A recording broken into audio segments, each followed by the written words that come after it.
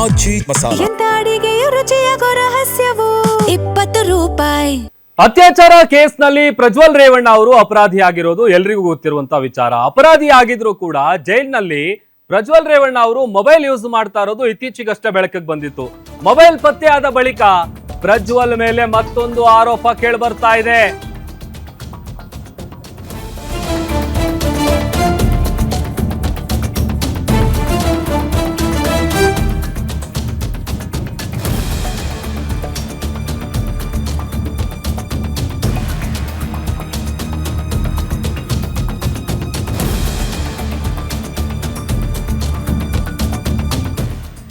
ಅತ್ಯಾಚಾರ ಕೇಸ್ನಲ್ಲಿ ಪ್ರಜ್ವಲ್ ರೇವಣ್ಣ ಅಪರಾಧಿಯಾಗಿದ್ರು ಕೂಡ ಜೈಲಲ್ಲಿ ಮೊಬೈಲ್ ಬಳಕೆ ಮಾಡ್ತಾ ಇದ್ದಿದ್ದು ಇತ್ತೀಚೆಗಷ್ಟೇ ಬೆಳಕಿಗೆ ಬಂದಿತ್ತು.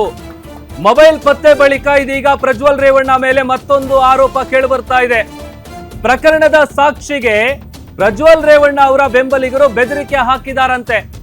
ಮೊಬೈಲ್ ಅನ್ನ ಕಸಿದು ಸಾಕ್ಷಿಗೆ ಬೆದರಿಕೆ ಹಾಕಿದ್ದಾರೆ ಪ್ರಜ್ವಲ್ ಅವರ ಬೆಂಬಲಿಗರು. ಹೊಳೆನರಸೀಪುರ ಠಾಣೆಯಲ್ಲಿ ಇದೇ ವಿಚಾರಕ್ಕೆ ಸಂಬಂಧಪಟ್ಟಂತೆ ಪ್ರಕರಣ ಕೂಡ ದಾಖಲಾಗಿದೆ. ಪ್ರಕರಣದ ಸಂಬಂಧ ಕೋರ್ಟ್ನಲ್ಲಿ ಟ್ರಯಲ್ ನಡೀತಾ ಇದೆ. ಟ್ರಯಲ್ ವೇಳೆ ಸಾಕ್ಷಿ ಹೇಳೋದಕ್ಕೆ ಮುಂದಾದ ಮಹಿಳೆಗೆ ಬೆದರಿಕೆ ಹಾಕಿದಾರಂತೆ ಪ್ರಜ್ವಲ್ ಅವರ ಬೆಂಬಲಿಗರು. ಪ್ರಕರಣದ 4ನೇ ಸಾಕ್ಷಿಗೆ ಬೆದರಿಕೆ ಹಾಕಿರುವಂತ ಆರೋಪ ಕೇಳಿಬರ್ತಾ ಇದೆ. ಪ್ರಜ್ವಲ್ ರೇವಣ್ಣ ವಿರುದ್ಧ ಸಾಕ್ಷಿ ಹೇಳಬಾರದು ಅಂತೇಳಿ ಅವರ ಬೆಂಬಲಿಗರು ಹೆದರಿಸ್ತಾ ಇದ್ದಾರೆ. ಈ ಮುಂಚೆ ಕೂಡ ಪ್ರಜ್ವಲ್ ಅವರ ಬೆಂಬಲಿಗರು ಬೆದರಿಕೆ ಹಾಕಿರುವಂತ ವಿಚಾರ ಗೊತ್ತಿತ್ತು. ಈ ಬಗ್ಗೆ ಕೋರ್ಟ್ನಿಂದ ಸಿಐಡಿ ಎಡಿಜಿಪಿಗೆ ಸೂಚನೆಯನ್ನು ಕೂಡ ಕೊಡಲಾಗಿತ್ತು. ತನಿಖೆಯನ್ನ ನಡೆಸಿ ವರದಿ ಸಲ್ಲಿಸೋದಕ್ಕೆ ಸಿಐಡಿ ಎಡಿಜಿಪಿ ಅವರು ಸೂಚನೆ ಕೊಟ್ಟಿದ್ರು. ಅಲ್ಲದೆ ಸಂತ್ರಸ್ತೆ ಹಾಗೂ ಮಹಿಳೆ ಮಗನ ಭದ್ರತೆಗೂ ಕೂಡ ಸೂಚನೆಯನ್ನ ನೀಡಲಾಗಿತ್ತು. ಇತ್ತೀಚೆಗಷ್ಟೇ ಅವರು ಮೊಬೈಲ್ ಬಳಸ್ತಾ ಇರುವಂತ ವಿಚಾರ ಸಿಕ್ಕಾಪಟ್ಟೆ ಚರ್ಚೆಗೆ ಗ್ರಾಸ ಆಗಿತ್ತು.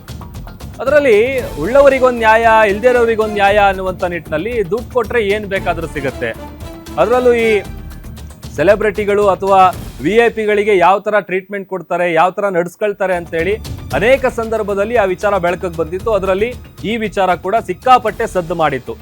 ಅವ್ರು ಮೊಬೈಲ್ ಬಳಸ್ತಾ ಇದ್ದಿದ್ದು, ಜೊತೆಗೊಂದು ಡೈರಿ ಸಿಕ್ಕಿದ್ದು ಸಾಕಷ್ಟು. ಆಮೇಲೆ ಯೂನಿಫಾರ್ಮ್ ಕೂಡ ಹಾಕಿರ್ಲಿಲ್ಲ, ಅಂದ್ರೆ ಬಿಳಿ ಬಣ್ಣದ ಬಟ್ಟೆ ಧರಿಸಿರ್ಲಿಲ್ಲ. ಬದಲಿಗೆ ಬ್ರಾಂಡೆಡ್ ಟಿ ಶರ್ಟು, ಬ್ರಾಂಡೆಡ್ ಪ್ಯಾಂಟ್ಗಳನ್ನ ಹಾಕೊಂಡು ಒಂದು ರೀತಿ ಹೈಫೈ ಲೈಫ್ ಅನ್ನ ಲೀಡ್ ಮಾಡ್ತಾ ಇರೋದು ಎಷ್ಟರ ಮಟ್ಟಿಗೆ ಸರಿ ಅಂತೇಳಿ ಜನ ಪ್ರಶ್ನೆ ಮಾಡುವಂತ ಲೆವೆಲ್ಗೆ ಎಷ್ಟು ಆರಾಮಾಗಿದ್ದಾರೆ ಪ್ರಜ್ವಲ್ ಅವರು. ಮಾಡಿರೋಂಥ ತಪ್ಪಿಗೆ ಪಶ್ಚಾತ್ತಾಪ ಪಡ್ತಾ ಇಲ್ಲ, ಬದಲಿಗೆ ಬಿಂದಾಸ್ ಲೈಫ್ ಅನ್ನ ಲೀಡ್ ಮಾಡ್ತಾ ಇದ್ದಾರೆ ಅನ್ನುವಂಥ ವಿಚಾರ ಮುನ್ನೆಲೆಗೆ ಬಂದಿತ್ತು. ಅದಾದ್ಮೇಲೆ ಈಗ ಮತ್ತೊಂದು ಆರೋಪ ಕೇಳಿ ಬರ್ತಾ ಇರೋದು, ಅವರ ಬೆಂಬಲಿಗರು ಏನ್ ಮಾಡಿದ್ದಾರೆ ಅಂತ ಅಂದ್ರೆ ಮೊಬೈಲ್ ಅನ್ನ ಕಸಿದು ಸಾಕ್ಷಿ ಹೇಳದಂತೆ ಬೆದರಿಕೆ ಒಡ್ಡಿದ್ದಾರೆ. ಅತ್ಯಾಚಾರ ಕೇಸ್ನಲ್ಲಿ ಸದ್ಯ ಅಪರಾಧಿಯಾಗಿದ್ದಾರೆ, ಜೀವಾವಧಿ ಶಿಕ್ಷೆಗೆ ಗುರಿಯಾಗಿದ್ದಾರೆ. ಮತ್ತೊಂದು ಕಡೆ ಪ್ರಕರಣದ 4ನೇ ಸಾಕ್ಷಿಗೆ ಬೆದರಿಕೆ ಹಾಕಿರೋ ಬಗ್ಗೆ ಆರೋಪ ಕೇಳಿ ಬಂದಿದೆ. ಟ್ರಯಲ್ ವೇಳೆ ಸಾಕ್ಷಿಯನ್ನ ಹೇಳೋದಕ್ಕೆ ಮುಂದಾದಂತಹ ಮಹಿಳೆಗೆ, ಅಂದ್ರೆ 4ನೇ ಸಾಕ್ಷಿ ಅವರಿಗೆ ಬೆದರಿಕೆ ಹಾಕಿದ್ದಾರೆ. ಅವರ ಮೊಬೈಲ್ ಅನ್ನ ಕಸಿದುಕೊಂಡು ಪ್ರಜ್ವಲ್ ಅವರ ಬೆಂಬಲಿಗರು ಯಾವುದೇ ಕಾರಣಕ್ಕೂ ಪ್ರಜ್ವಲ್ ರೇವಣ್ಣ ಅವರ ವಿರುದ್ಧ ಸಾಕ್ಷಿ ಹೇಳಬಾರದು ಅಂತ. ಅಲ್ಲ, ಅವ್ರ ಬೆಂಬಲಿಗರಿಗೆ ಏನ್ ತಲೆ ಇದೆಯಾ ಇಲ್ವಾ ಅಂತ. ಸಾಕ್ಷಿ ಸಮೇತ ಸಿಕ್ಕು ಬಿದ್ದಿದ್ದಾರೆ, ಜೀವಾವಧಿ ಶಿಕ್ಷೆಗೆ ಗುರಿಯಾಗಿದ್ದಾರೆ.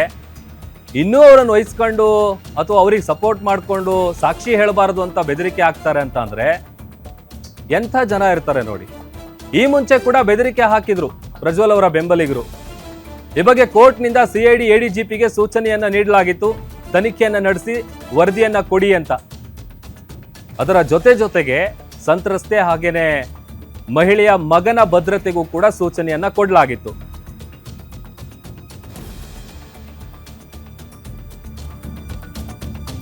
ಇವಾಗ ಮತ್ತಷ್ಟು ಡೀಟೇಲ್ಸ್ ಅನ್ನ ಕೊಡ್ತಾರೆ ನಮ್ಮ crime bureau head SK Manjunath ದೂರವಾಣಿ ಸಂಪರ್ಕದಲ್ಲಿ ಜಾಯ್ನ್ ಆಗಿದ್ದಾರೆ. ಮಂಜುನಾಥ್, ಇತ್ತೀಚೆಗಷ್ಟೇ ಪ್ರಜ್ವಲ್ ರೇವಣ್ಣ ಅವರು ಮೊಬೈಲ್ ಬಳಸ್ತಾ ಇದ್ದಿದ್ದು, ಹೈಫೈ ಲೈಫ್ ಅನ್ನ ಲೀಡ್ ಮಾಡ್ತಾ ಇದ್ದಿದ್ದು ಸಿಕ್ಕಾಪಟ್ಟೆ ಚರ್ಚೆ ಗ್ರಾಸ ಆಗಿತ್ತು. ಮತ್ತೊಂದ್ ಕಡೆ ಅವ್ರ ಬೆಂಬಲಿಗರೇನೋ ಸಾಕ್ಷಿಗೆ ಬೆದರಿಕೆ ಒಡ್ಡಿದಾರಂತಲ್ಲ, ಆ ತರದೊಂದು ಆರೋಪ ಕೇಳಿ ಬರ್ತಾ ಇದೆ. ಏನಿದೆ ಡೀಟೇಲ್ಸ್?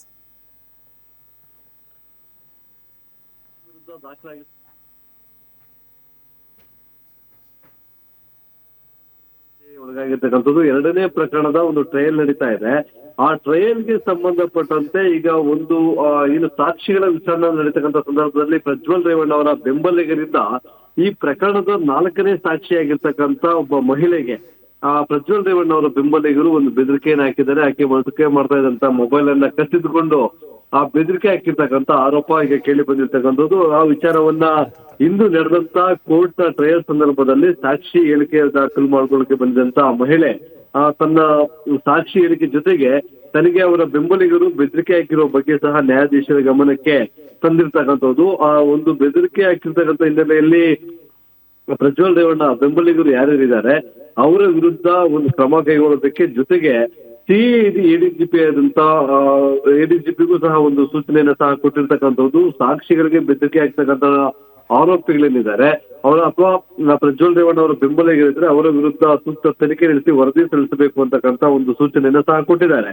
ಮತ್ತೊಂದು ಕಡೆ ಮಹಿಳೆ ಹಾಗೂ ಮಹಿಳೆಯ ಮಗನ ಒಂದು ಭದ್ರತೆಗೂ ಕೋರ್ಟ್ ಸೂಚನೆಯನ್ನ ಸಹ ಕೊಟ್ಟಿರ್ತಕ್ಕಂಥದ್ದು. ಸಾಕ್ಷಿ ಹೇಳಿಕೆಗೆ ಈಗಾಗಲೇ ನಾವು ಪ್ರಕರಣದಲ್ಲಿ ಬೇರೆ ಬೇರೆ ಪ್ರಕರಣಗಳನ್ನ ಎಕ್ಸಾಂಪಲ್ ಕೊಡೋದಾದ್ರೆ ಇತ್ತೀಚೆಗೆ ದರ್ಶನ್ ಅವರ ವಿರುದ್ಧ ಸಹ ಸಾಕ್ಷಿಗಳಿಗೆ ಬೆದರಿಕೆ ಆಗಿರುವಂತ ಆರೋಪ ಕೇಳಿ ಬಂದಿತ್ತು. ಆಗ ಕಾಮಾಕ್ಷಿಪಾಳ್ಯ ಪೊಲೀಸ್ ಠಾಣೆಯಲ್ಲಿ ದೂರು ದಾಖಲಾಗಿತ್ತು. ಇಲ್ಲಿ ಒಳೆ ನರಸೀಪುರ ಪ್ರಕರಣಕ್ಕೆ ಸಂಬಂಧಪಟ್ಟಂತೇನು ಪ್ರಜ್ವಲ್ ರೇವಣ್ಣ ಅವರ ಬೆಂಬಲಿಗರಿಂದ ಸಾಕ್ಷಿಗಳಿಗೆ ಇದು ಪದೇ ಪದೇ ಬೆದರಿಕೆ ಆಗ್ತಕ್ಕಂಥ ಹಿನ್ನೆಲೆಯಲ್ಲಿ 4ನೇ ಸಾಕ್ಷಿ ಹಾಗೂ ಅವ್ರ ಮಗನಿಗೆ ಒಂದು ಸೂಕ್ತ ಭದ್ರತೆ ಕೊಡಿ ಅಂತಕ್ಕಂಥ ಕೋರ್ಟ್ ಸೂಚನೆಯನ್ನ ಸಹ ಕೊಟ್ಟಿದೆ. ಆ ಒಂದು ಸೆಷನ್ಸ್ ಕೋರ್ಟ್ ಸೂಚನೆ ಮೇರೆಗೆ ಸಿಐಡಿಯ ಎಡಿಜಿಪಿ ಆಗಿರ್ತಕ್ಕಂಥವ್ರು ಸಂಬಂಧಪಟ್ಟಂತ ಪೊಲೀಸ್ ಠಾಣೆಗೆ ಅಲ್ಲಿನ ಸ್ಥಳೀಯ ಪೊಲೀಸರ ಜೊತೆ ಮಾತಾಡಿದ್ದಾರೆ. ಅವರ ಮನೆ ಮತ್ತೆ ಅವರ ಓಡಾಟ ನಡೆಸ್ತಕ್ಕಂಥ ಸಂದರ್ಭದಲ್ಲಿ ಅವರ ಒಂದು ಬಂದೋಬಸ್ತ ನೋಡ್ಬೇಕು, ಅವರ ಭದ್ರತೆಗೆ ಗಮನ ಕೊಡಿ ಅಂತಕ್ಕಂಥ ಒಂದು ಸೂಚನೆಯನ್ನು ಸಹ ಕೊಟ್ಟಿರ್ತಕ್ಕಂಥದ್ದು. ಇವೆಲ್ಲವನ್ನ ಗಮನಿಸಿದಾಗ ನಾವು ಮೊದಲೇ ಗ್ಯಾರಂಟಿ ನ್ಯೂಸ್ ನಲ್ಲಿ ಒಂದು ಸುದ್ದಿಯನ್ನ ಪ್ರಸಾರ ಮಾಡಿದ್ವಿ. ಆತ ಪ್ರಜ್ವಲ್ ರೇವಣ್ಣ ಬಳಸ್ತಕ್ಕಂಥ ಮೊಬೈಲ್ ಜೊತೆಗೆ ಆತನ ಬಳಿ ಪತ್ತೆಯಾದಂತ ಡೈರಿ, ಆ ಡೈರಿಯಲ್ಲಿ ಸುಮಾರು 30ಕ್ಕೂ ಹೆಚ್ಚು ಮೊಬೈಲ್ ನಂಬರ್ಗಳು ಪತ್ತೆಯಾಗಿತ್ತು. ಆ ಮೊಬೈಲ್ ನಂಬರ್ಗಳು ಅವರ ಬೆಂಬಲಿಗರು ಅವರ ಮುಖಾಂತರ ಸಾಕ್ಷಿಗಳ ಒಂದು ನಂಬರ್ಗಳನ್ನ ಕಲೆಕ್ಟ್ ಮಾಡಿ ನೋಟ್ ಮಾಡ್ಕೊಂಡಿದ್ದ. ಯಾವ ದಿನದಂದು ಯಾವ ಸಾಕ್ಷಿಯ ಹೇಳಿಕೆಯನ್ನು ದಾಖಲು ಮಾಡ್ಕೊಳ್ಳಾಗುತ್ತೆ ಆ ಸಂದರ್ಭದಲ್ಲಿ ಇದು ಆಪರೇಟ್ ಮಾಡ್ತಾ ಇದ್ದ ಅಂತ ಒಂದು ಅನುಮಾನ ಈಗ ವ್ಯಕ್ತ ಆಗ್ತಾ ಇರ್ತಕ್ಕಂಥದ್ದು. ಆ ಎಂಬುದಲ್ಲಿ ತನಿಖೆಯನ್ನು ಸಹ ಈಗ ಸಿಐಡಿ ಅಧಿಕಾರಿಗಳು ಮುಂದುವರಿಸಿದ್ದಾರೆ. ಪ್ರಭು, ಓಕೆ, ಥ್ಯಾಂಕ್ ಯು ಮಂಜುನಾಥ್ ನಿಮ್ಮೆಲ್ಲ ಡೀಟೇಲ್ಸ್ಗಾಗಿ.